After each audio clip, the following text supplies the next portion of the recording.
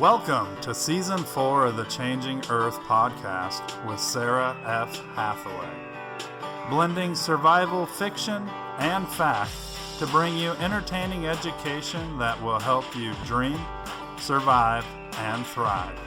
And now, here's your host, Sara F. Hathaway.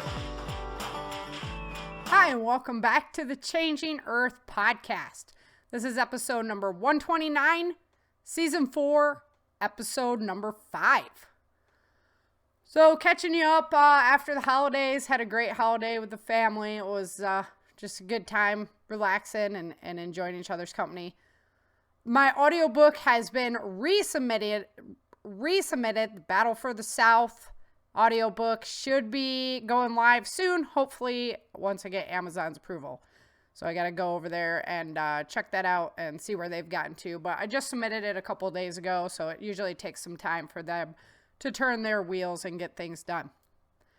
I wanted to send a special thank you out to everybody who sent me gifts this Christmas. It was such an honor to receive, so many wonderful things from all you guys, and just really, really appreciated. Just really floored me to receive the gifts that I did, and I just want to give a shout out of special appreciation there. Thank you for taking the time and thinking about me. That's awesome. The other piece of really exciting information that I have for you is so many of my fans have been like, man, I wish you would go on tour so that we could actually get to meet you. Well, this year, 2018, you're going to get your opportunity. There will definitely be more information to follow, but the Self-Reliance Expo has asked me to come along on tour and mediate their survival panel, and they're going to have a booth for me and book signing opportunities and things like that. So I'm super excited and honored to get that opportunity. Thank you so much to Kiki over at the Self-Reliance Expo. We're going to be in Mesquite, Texas, March 23rd and 24th. And then we're going to be in Denver in September, and other dates will be announced along the way, hopefully. So hopefully we'll get out close to where you are and make sure that you head over to the Self-Reliance Expo, check out those dates, mark them on your calendar, and come on out and meet me. I'll sign a book, and we'll get to chit-chat and have some fun. So I'm just super stoked to have that opportunity and happy to share it with you all. So last week on the Changing Earth podcast, Vince and Erica were getting disguised to make their way through this town headed south. So this week, we're going to follow them along on their journey again. And, they have to have a certain level of situational awareness always. And right now it needs to be super heightened so that they can get themselves through this area safely. So back with us today is author L. Douglas Hogan, and he is going to be speaking to us today about situational awareness and how we can begin to develop those skills in our daily lives right now, because there's a lot of threats out there, and we just want to be aware, heads up, not down in our cell phones and things like that. So without any further ado, let's go ahead and get into Chapter 5 of Battle for the South. Chapter 5. The pace Melvin set was brisk and pointed, but not fast enough to draw attention. The delicious smell of breakfast cooking from the marketplace wafted through the air as they approached it. Erica's tummy growled. Ignoring it, she weaved with Vince and Melvin through a throng of people preparing for their day, selling wares in the marketplace. The three travelers blended in with the other country folks who had gathered to make exchanges. Except these travelers weren't here to stop and shop. They kept a steady pace towards the southern end of town. There was an old habit that Erica had developed from years in the refugee camp. She subconsciously counted the number of soldiers present in the marketplace. Panic struck her as she watched their number inconspicuously begin to increase. "They're going to lock it down, Melvin," Erica whispered urgently to him as the hair on the back of her neck began to stand on end. "This way," Melvin instructed. They hustled with him down an alley as whistles began blowing in the streets behind them. Melvin led them to one of many rat holes, as the militia called them. This particular rat hole was hidden by a gate that looked like it was an old air conditioning system, but when you slid it out, there was a small hiding space behind it. They crammed in behind the gate and shut it in front of themselves. Erica had jammed in last and could barely see the alley in front of her through a small hole. It was chaos out there. Erica could hear whistles blowing, people screaming, and others shouting. Staring through her small viewing window, Erica saw a few people run by. It sounded like they ran into the building next to them. Erica could hear a door slam and a heavy lock fasten. For a while, nothing happened in the alley. Although Erica could still hear the whistles blowing, suddenly a woman became visible through the small hole. She ran to the end of the alley with 2 mercenary soldiers giving chase. "Papers, ma'am," the young soldier yelled. "I forgot them at home," the lady insisted. "Then you must come with us for ID verification, ma'am," the soldier insisted. "I'm not going anywhere with you," the lady snapped. "I am a landowner, and I will not tolerate this kind of treatment. If you don't have your papers, then you're going to have to come with us. Come on, ma'am," the young soldier ordered, approaching her. When he tried to grab her, she grabbed his sidearm from his waist. Before the woman could shoot the young man, his partner shot her through the head. The first soldier looked with relief towards his partner. "Stupid refugee bitch," the soldier cursed the woman. He bent down and took his gun from the woman and shot her twice more in the chest before they left. Erica sat there horrified at the scene that had played out before them. Blood formed a small pool around the woman as they waited for the all-clear signal. 2 hours later, when the soldiers were finally satisfied with their sweep, they sounded the all-clear. Melvin slowly slid the grate open. Erica stood over the woman with tears in her eyes. "I'm so sorry," she thought to herself. One of her tears fell and Erica watched it splash on the woman's arm.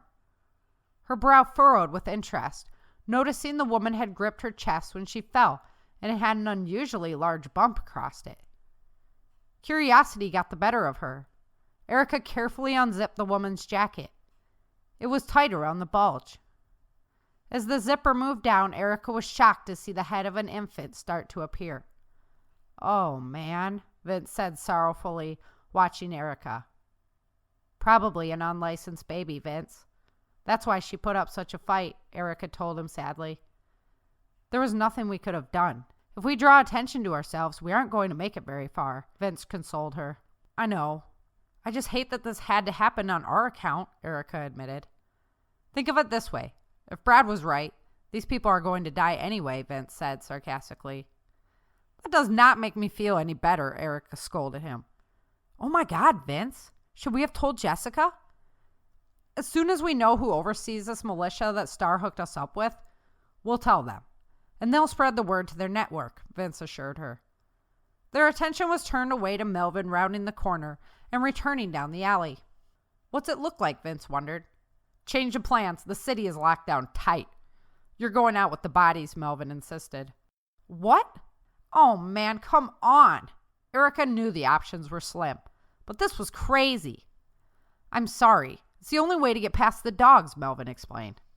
"This is nuts," Erica, Vince agreed. An old truck with a wooden slat bed on it squealed to a halt at the end of the alley. Vince and Erica could see at least 5 dead bodies already piled in it. Melvin talked to the driver and shook his hand, exchanging pleasantries as the driver gave directions to his helper and a space was made for Vince and Erica. "Maybe we should put on the cloaks," Erica suggested. "Good idea, baby. Safe from the dogs and thermal detection," Vince agreed, digging in his backpack. Erica did the same and they put on camouflage cloaks that had microsensors and heat adjusters sewed into tiny squares all through the material. "Slick," Melvin commented, noticing the cloaks. "They'll hide us from the thermal sensors," Erica clarified. "Very slick," Melvin remarked, immediately understanding the cloak's usefulness. Vince and Erica lay down with their gear over their heads. The weight on top of them increased while the men piled the dead bodies, including that of the woman and her child, on top of them. The truck started and rumbled forward, continuing its route. The pressure from the bodies continually increased as more stops were made and more bodies were added to the stack. Finally, the truck rolled up to the southern border of the port town, where it was searched and cleared. Erica tried desperately to put her mind somewhere else, but the stink of death was suffocating her. The truck lurched forward and through the gate and down the road. 20 minutes seemed like an eternity as they waited to clear the town's line of sight. But finally, the truck came to a halt and the men uncovered them. "We made it!" Melvin cheered. "That was disgusting," Erica yelled, ripping her hood back and gasping for fresh air. Vince lunged off the back of the truck and bent over, puking in the dirt. Tasting her own vomit in the back of her mouth, it took all of Erica's willpower to hold it together. "Oh my God, it's you! You're Erica Moore, and that must be your husband, Vince. Why didn't you tell me I was carrying Erica Moore, Melvin?" the driver of the truck said, elated. "Because, Horace, no one can ever know. Everyone thinks they're still in the northern region. So this has to be our secret, okay?" Melvin asked calmly, standing over the top of the man. Yeah, Melvin, I won't tell anyone," Horace agreed, backing nervously away from Melvin. "That's good, Horace. Because if you tell just one person, I'm going to come back here and rip each one of your toenails off one by one. Okay?" Melvin had a sadistic look to him that Erica had not seen before. "Yes, sir, Melvin. You know I won't," Horace assured him, gulping. Erica felt contaminated from her ride. All she wanted was another shower, but it had to wait. They got into the back end of a pickup truck that was covered with camper shell. The carpeting was soft to the touch and rather nice to rest on while they journeyed to wherever Melvin had planned. It wasn't like Erica to sleep at a time when so much was on the line. Life, death, trust, and treachery. But she did anyway. Her children were safe and off on missions of their own, and her man rested next to her.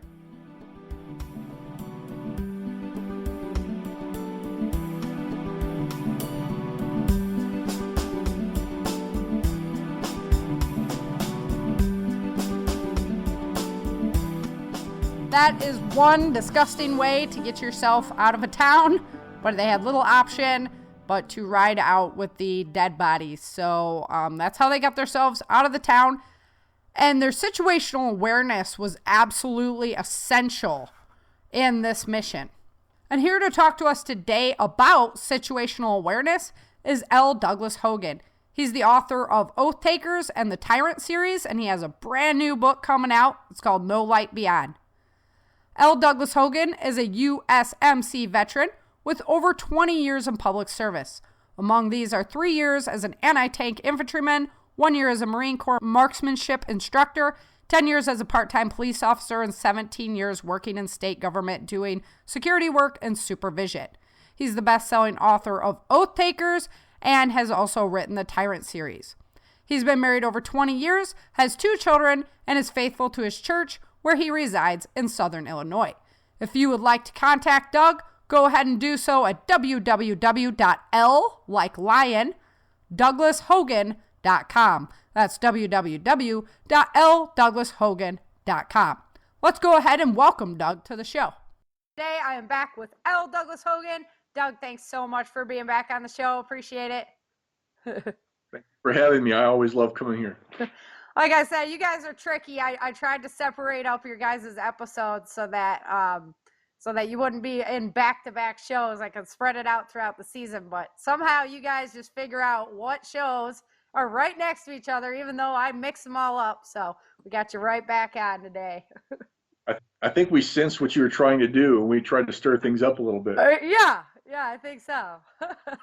I didn't lay out the directions, like pick from A, B, and C this year, and I figured I could just trick you guys. We felt the disturbance in the fourth.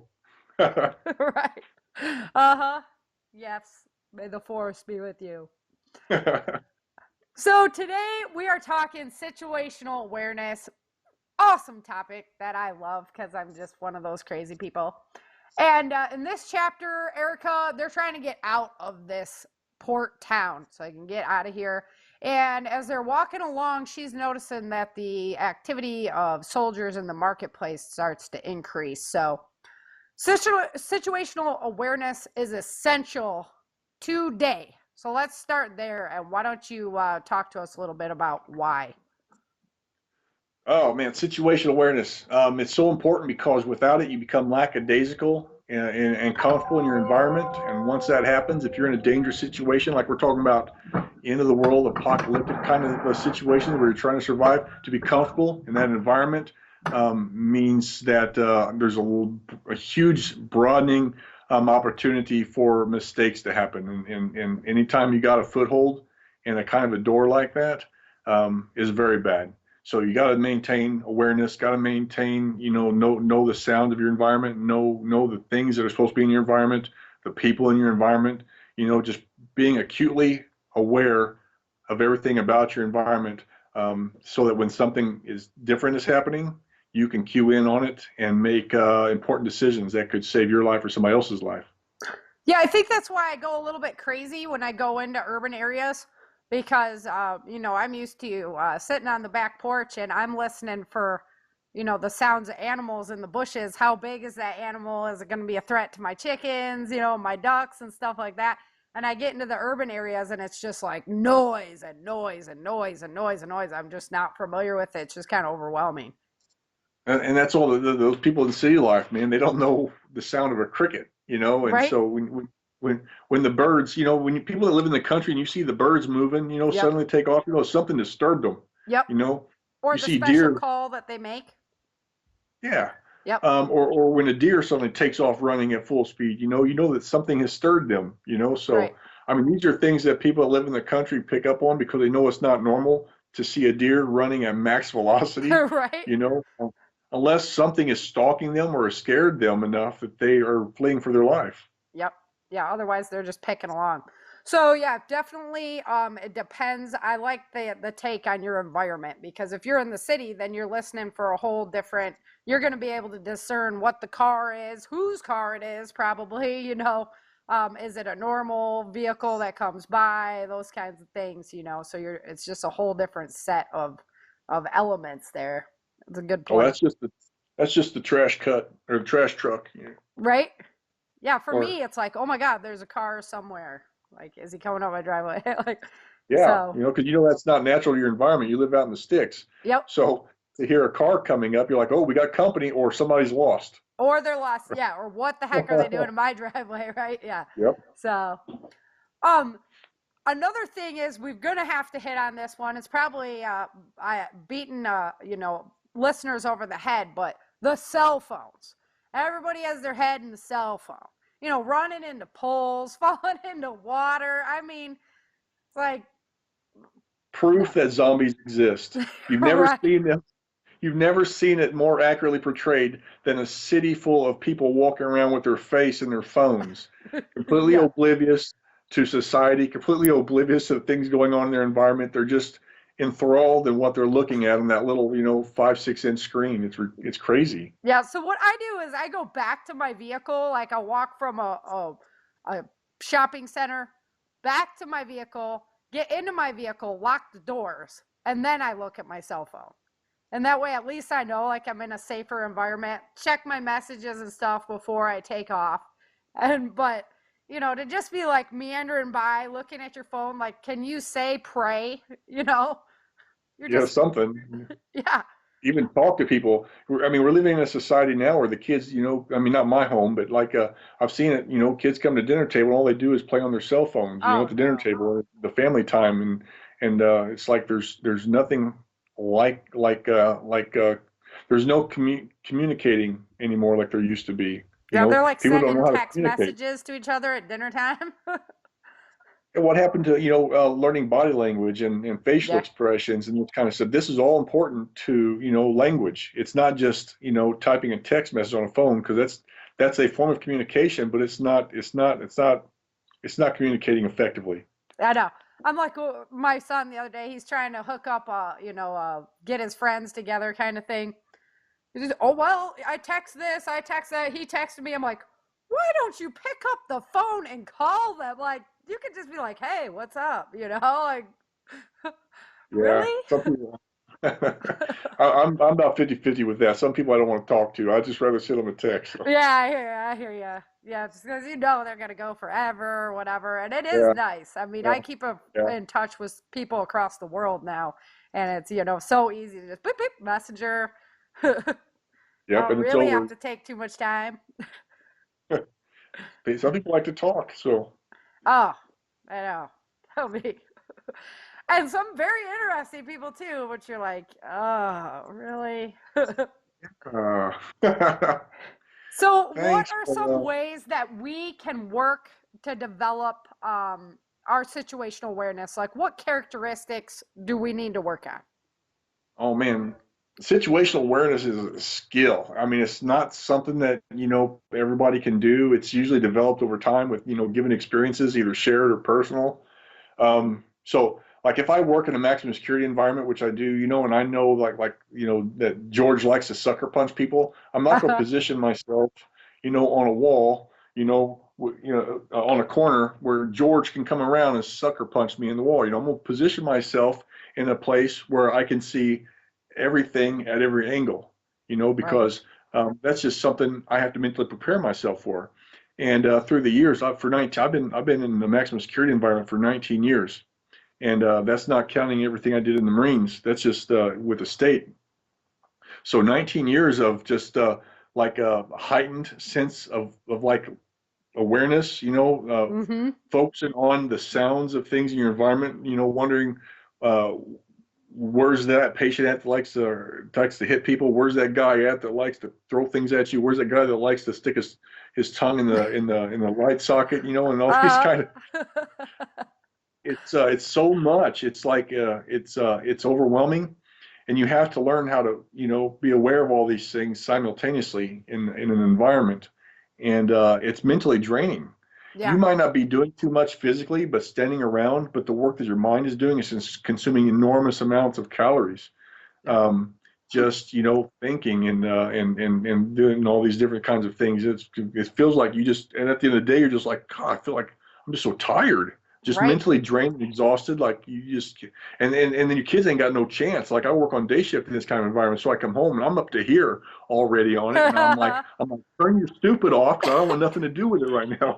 So but I spent 10 years in law enforcement, and so when I approached a situation, I have to be, had to be aware of that there's always a minimum of like at least like one pistol, at the scene, Yep. mine, So then I Yep. have to know, where are all the parties involved at? Where are they located? Are there persons present that I don't know about? Where are they? What's the tone of the situation? Have I been called? What's the tone of the situation been called to manage? What are the other exigent circumstances that may be going on that I'm not aware of?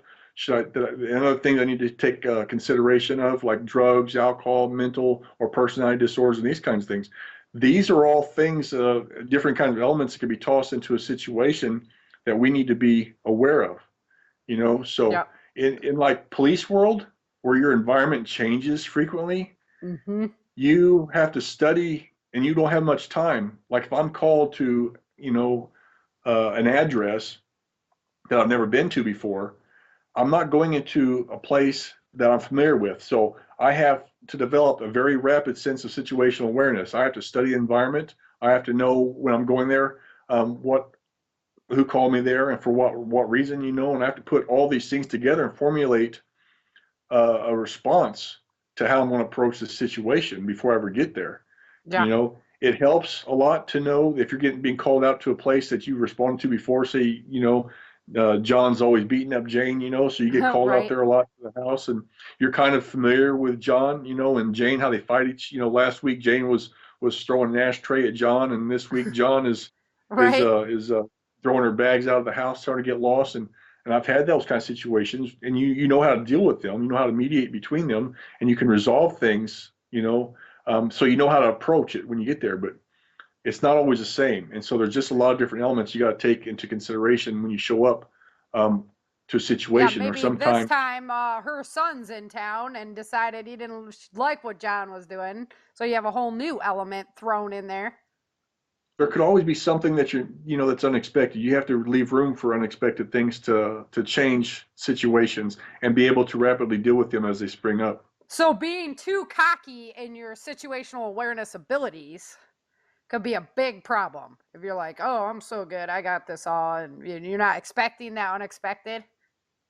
Well, no, because then we're going back to the last days ago, Yeah. problem. If you become so comfortable in your environment, then you're not even situationally aware anymore.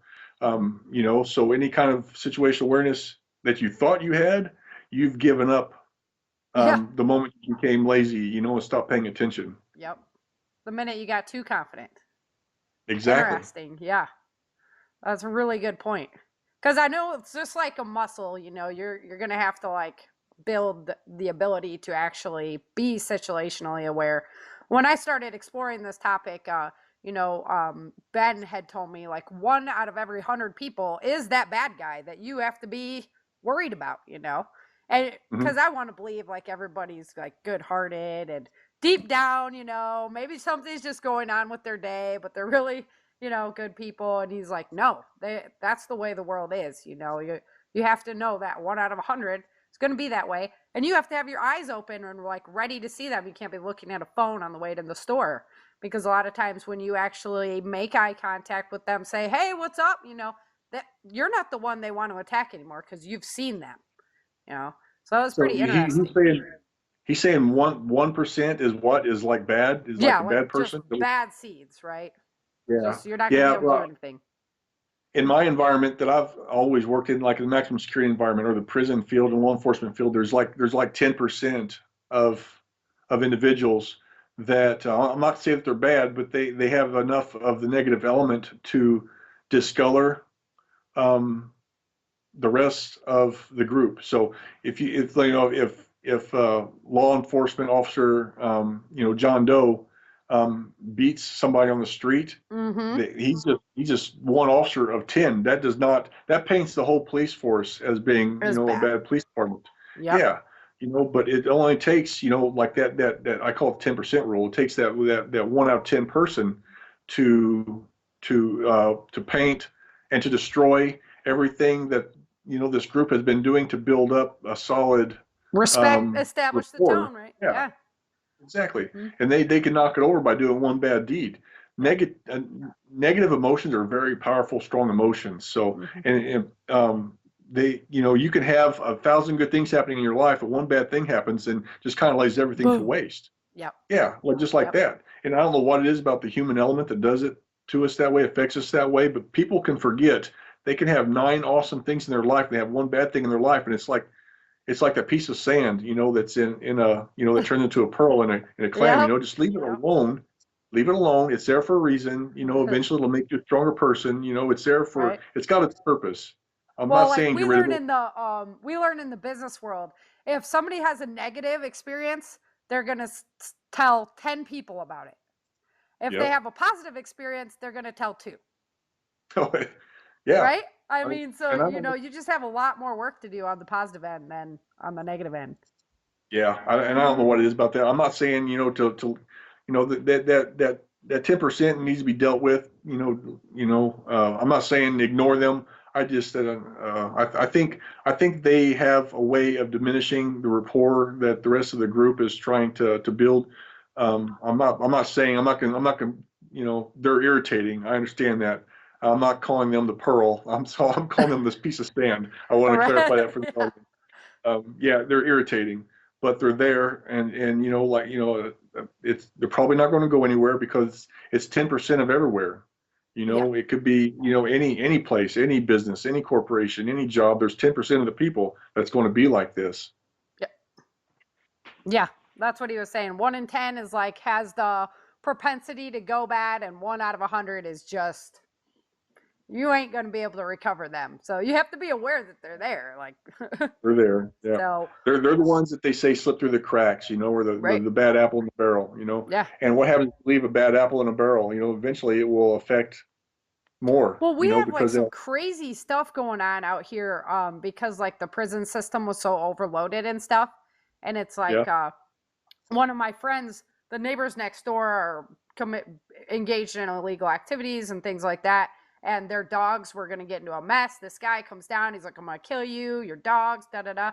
She calls the police about it. Oh, we know he's there, but we can't get in the appropriate teams to get him out. He's actually, like wanted and everything else. And she's like, hello, no, we're just going to leave him there on the street because, he'd just be out of jail in no time anyway again. And it's like, wow.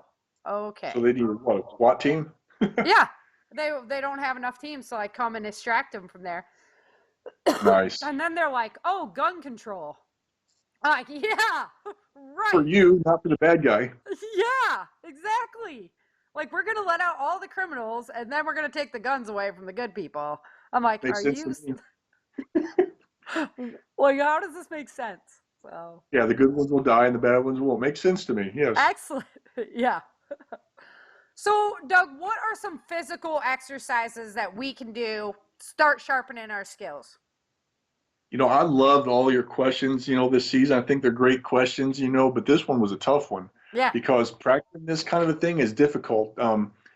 Generally because situational awareness is developed over the course of time with prolonged exposure to a variety of different kinds of situations. So the closest analogy I can use here is that of like hunting. I know you still hunt, you like to hunt and stuff Yep. like that. So, Yep. we kind of touched on it earlier. This requires a degree of situational awareness because you have to be careful. Like for example, where you point your rifle.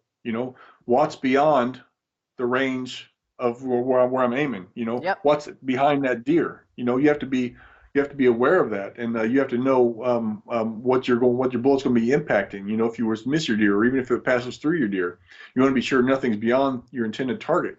You want to listen to the sounds of your environment so that when you hear a sound that doesn't fit, you know exactly what it is or where to look for it. Yeah. So Turn off the that's volume on really. your phone. Start paying attention to your world. I know I have a friend that recently took a buddy of his hunting, and it's like first time he ever been hunting, and he Uh-huh. was asleep in the sand. He's uh, if you're going to go hunting, don't fall asleep in your sand. That's Right. probably not good situational awareness. Yeah. At least he wasn't sitting there with like his earbuds on, like, Yeah, no. yeah, with no ears, sight only. So you're looking for deer, and you're not paying attention to the sounds in your environment. That's Right. half the hunting experience is listening for the little squirrels. You get squirrels that are going like this in the woods. They're like taking turns, and it sounds like a deer walking through the Yep. woods. So Yep. so you're real slowly turning your head. So you don't want to jerk in the woods, right? You want to move real slow. Yep. So you're turning your head a little bit to see what it is. Those are the kinds of things that you need to be paying attention to. What doesn't sound right? Is that in my environment? Is it supposed to be there? Is it, you know, as an author, Sarah, you write things into your story, and I do the same thing, where you got a group of individuals, and they notice that they hear a sound, or they something is just off, Right. in their environment. So naturally they have to go and inspect it, and that opens up a whole can of worms, which Yeah. Don't direction you do go it. with. Don't do it. Yeah. So that's up to you which direction it goes as an author. But Right. um, but yeah, that's the point I'm trying to make, is you just don't know, you can't. It's nothing that you can do naturally. You have to expose yourself to situations where you have to pay attention to your environment. You can't sit around. And one thing I do, I didn't think about this earlier, is like whenever I don't work in that kind of with the maximum security clientele anymore, because I'm the chief of security in my position now. So, but when I was working with them, one thing I would practice was I would imagine scenarios. What if Mm-hmm. that guy did this? How would Yep. I respond? What if that happened? How would I respond? And so, in that regard, I'm kind of in a roundabout way practicing situational awareness, because if I'm attuned with my environment, and something happens, like when patients in my environment fight, when they get in a fight, you don't hear, "Hey, stop! Why are you hitting me?" That kind of stuff. You hear, Uh-huh. it's squeaky Uh-huh. shoes on the floor. When you Oh, hear yeah. squeaky shoes on the floor, two guys are sparring. Uh-huh. So everybody knows exactly what that is, and so they're responding to it. Uh-huh. Yeah, that's a great point. So like one lady just near our house, she had the window down. It's California summertime, right? Pulls up to a Hmm. stop sign and the guy tried to rob her car from her.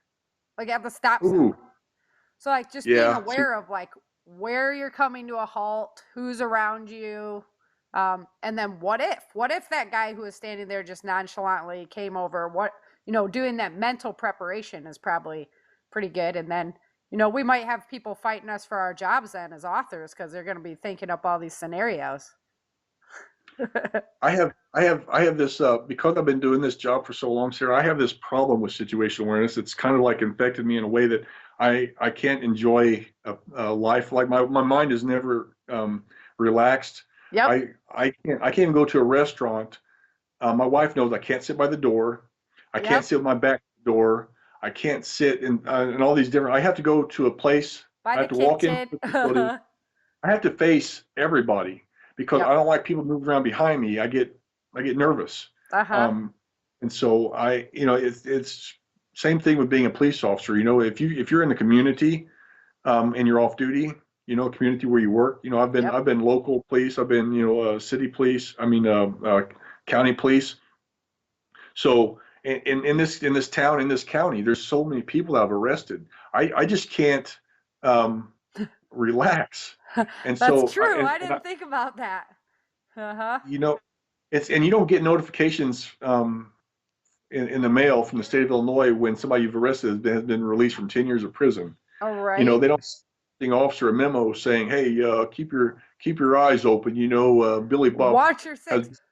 released. That would be great. That would just like probably spike your guys' anxiety through the freaking roof if you did. Oh my I gosh. mean, I don't know if it'd be any worse than not knowing, though. I mean, Right. not just because I can't count on all my digits on my both hands and both legs how many people I've arrested, and that's always in the back of your mind. So and that's why And that'll follow you because I've even at a retirement stage, your mind doesn't want to stop with the analyzation of your environment basically. So it's always going, wake up in the middle of the night, and you're still freaked out. What's going on? It's people don't understand like the baggage that comes with the occupation. Yeah, and it's got better through the years, but like when I first started, my wife couldn't even wake me up. Like she used to like shake me to wake me up. Yeah. Early on in my career, when she'd shake me, I'd wake up with a drawn fist. Right. You just can't walk up on me and But move I me do like the that. same thing. My husband's like, poop, poop, poop. I'm like, oh, freaking out, Like, what are you Being doing? bear. Yeah. I'm not. You need to buy some walk, go outside, get a good walking stick, and tap you with it. Yeah. From a Ding, distance, ding, ding. It's pretty poke you in much the it. eye. Because I just freak out. I'm like, what is going on? What's wrong? So, because I don't sleep very heavily. So when I do get into those moments, if to be disturbed is like, whoa, major game changer. Okay, so I got one more question for you.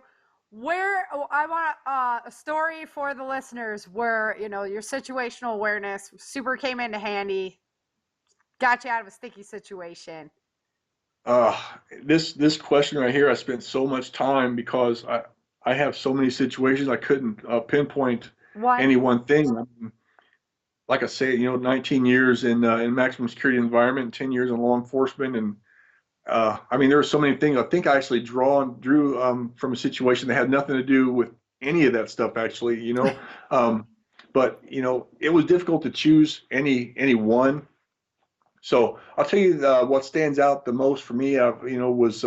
Was one particular recent event. It might not have saved me, but I'm sure it could have saved the other person. Mm-hmm. Was while I was at the rifle range, I was shooting with some friends of mine, and we had AR-15s, we had pistols, we had shotguns, we were going to town, and there's probably, I don't know, 20, 30 yards of shooters lined up here. And there's another guy that I didn't know. I had a group of my friends with me, and this other guy that I didn't know. We're shooting down range. I'm sighting in my AR-15, and here this guy, all of a sudden just starts walking down range. And I see him with my peripheral vision, and I'm like, cease fire, cease fire, cease fire. Everybody's like, what's going on? We look at this guy's just walking down range. We're all looking at him like, mister, you're Are stupid. you freaking crazy? And so he's like walking down there, and what's he doing? He's going down there to swap out his target. He didn't bother to say, or to wait for us to stop shooting and say, you guys cool, I need to go out there and swap out targets, which was customary at the range. Oh yeah. If you're done, you kind of lay your rifle down, you kind of make it safe, you wait, and everybody seems to be done. You're like, hey, you guys, can we go can we go swap? Can we go check the targets? Right. Line's clear. Yeah. Yep. Yeah, we clear the line out and we all go down and we swap our target. This guy, we got bullets flying down range, and this guy is walking down range. Oh my gosh. Like, situational awareness. Yeah. He had absolutely zero situational awareness. Zero. Yeah.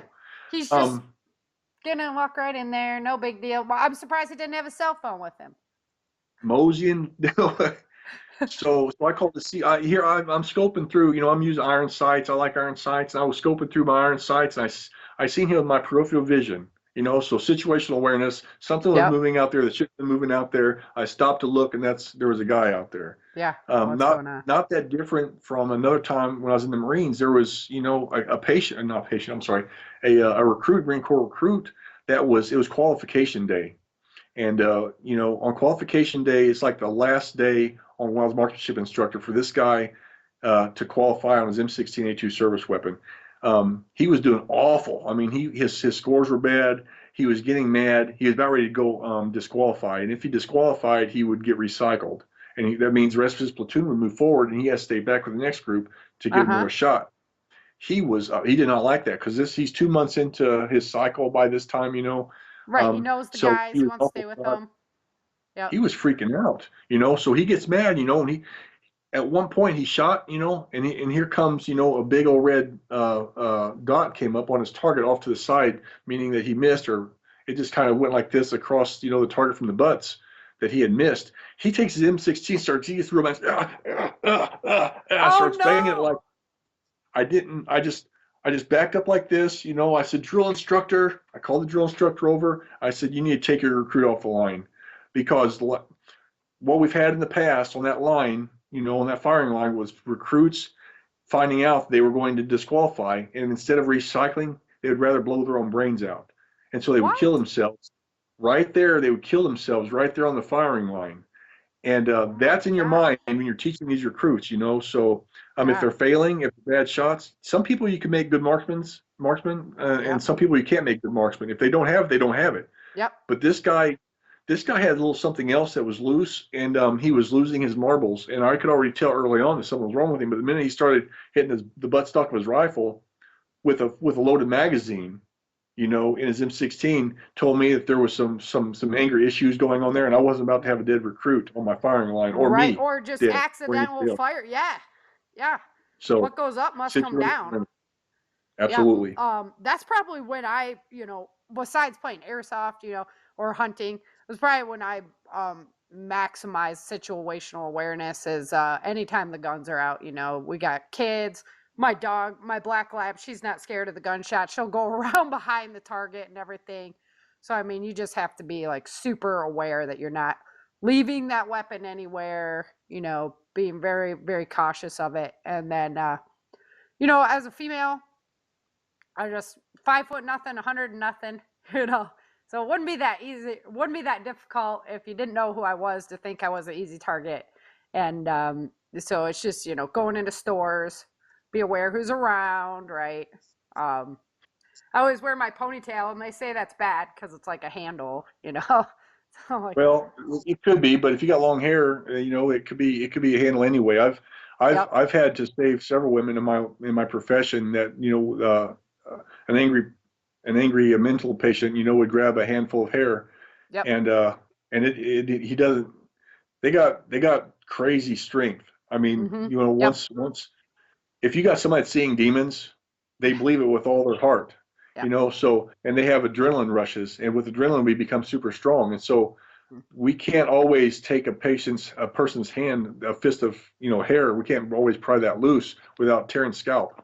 Right. And I've been in those situations where, a guy would have like a handful of hair, and there's nothing I can do about it. Every time you try to get his hand out of it, you hear, the female security guard would be wincing in pain.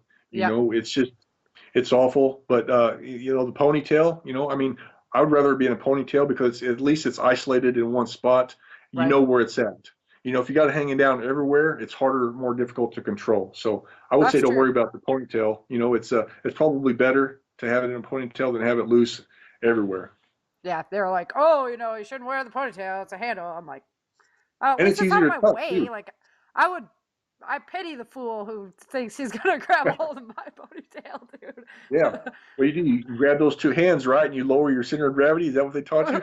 Yeah. Well, over the top, or just back for the knee. I've got a really killer back kick, so I'm gonna go straight for that knee, and you're not gonna be chasing me very far. Like a mule kick. Yep. but just like a mule kick. You got it. You got it. I wanted to say real fast that there's with situational awareness, they train us in the use of force continuum that we talked about in a previous interview. That there's three levels of situational awareness. There's white, yellow, and red. White is kind of like when you're in your home, and you don't have a lot, to be worried about. You know that you're safe and your doors are locked, and you can relax a little bit and take off your shoes In the and pick up your car, feet. once you have the doors locked, you can look at your cell phone again. I mean, I would say unless you're driving, if you're driving, you want to raise it up to yellow because there's people. You're in a 2,000-pound rocket, and there's other people driving 2,000-pound rockets in the opposite direction of you on the highway, right? right? So, Yeah. and you're completely at their whim. You don't know if that person just lost 3 kids in a fire, and his wife That's divorced true. him, and he's looking to kill Yeah, and himself I and saw still you be doing alone. driving lessons with your daughter there, so that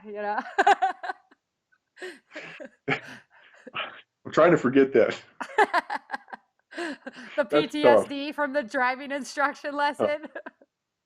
That's I like to consider myself as a tough man, but that's that I have a hard time not being. I realized recently that I'm a control freak, and Yep. being in a driver's seat in the passenger seat when a 15-year-old is in full control and you for the first time have no control over Yeah. her, other than mental control. It's kind of demasculating.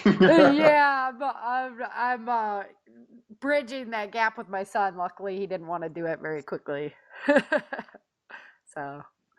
And then after so you got yellow level because you have to heighten your senses and be aware of all this other stuff. And then red levels when something is imminent, when danger is imminent. Yep. So you got somebody in front of you jamming on your brakes. Suddenly your situational awareness has gone to level red. Yep. You're working in a maximum security environment and you hear the sound. That a couple guys are fighting, so your situational awareness level has gone from yellow to red. Now you're engaging, in imminent danger. There's some imminent risk involved in that. Right. So those are the three levels, that you can kind of incorporate into a survival situation. And in a survival situation, you don't want nobody in the white level. Everybody needs to be, in a constant state of paying attention and being aware of their environment, the sounds that are there, the things that are supposed to be there, the people that are supposed to be there, and that way, if somebody shows up and it's not a familiar face or you're hearing sounds that aren't familiar, that's because you're paying attention at level yellow. And that's going to be rough too, because like you said, it burns. It keeps your mental state like working so hard, burns a lot of calories just keeping your brain there. You're tired now in an SHTF situation. You don't have probably as much food as you need to be fueling that body. There's so much more work to be done, and you have to be at level yellow. Like I would probably start working on it now so you get a little bit used to it if anything were to happen, right? Yeah. Yes, I would say maybe if you're going to practice it anywhere, your average person could probably, just practice paying more attention when they're driving. Probably the best thing that they can do. Or going to the park maybe, an active park and sitting around and looking at people and studying people. I've made a career out of studying people. I can't go anywhere without studying people. If somebody, puts his hands in his pocket and he's in front of me at Walmart and he puts his hand in his pocket, I'm studying that, and I'm acutely aware of the fact that he's got his hands in his pockets, and I don't know what's in there, So I'm looking at faces. So you to see if could there's be a somebody little I recognize. OCD on that one.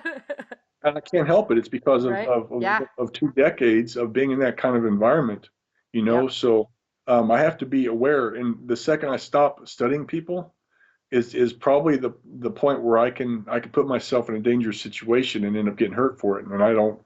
Well, I like the idea of getting hurt. Yeah, and that's Murphy's Law right there. Like the minute that you were like, "Oh, it's cool," boom, Boom. you know it too. Like Guys, no.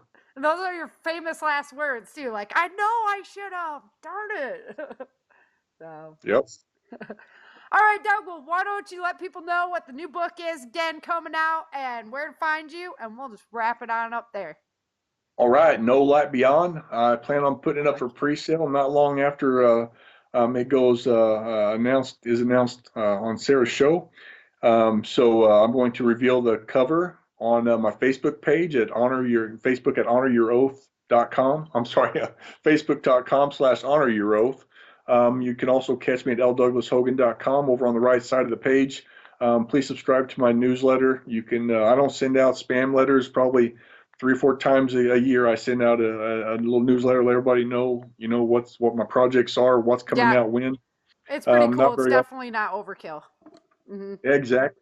You can follow me on Twitter at ldouglashogan. I'll also be revealing my book cover there, and on Instagram, which I'm learning recently to take a loving to Instagram. It's simple, but I'm there, Hogan Douglas. I got to work on that one a little bit more. I'm slacking.